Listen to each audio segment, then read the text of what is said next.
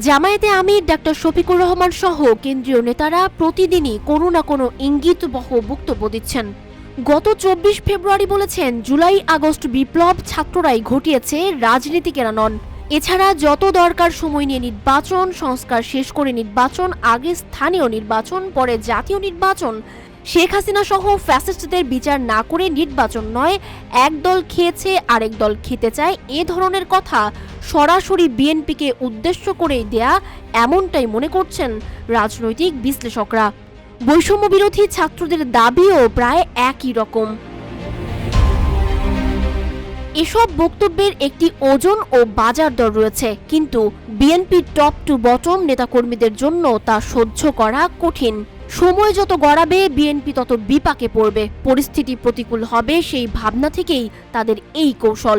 Theocratic anarchic অতি সুশীলদের কারো কারো এতে বাতাস দেওয়ার তথ্য আছে বিএনপির কাছে।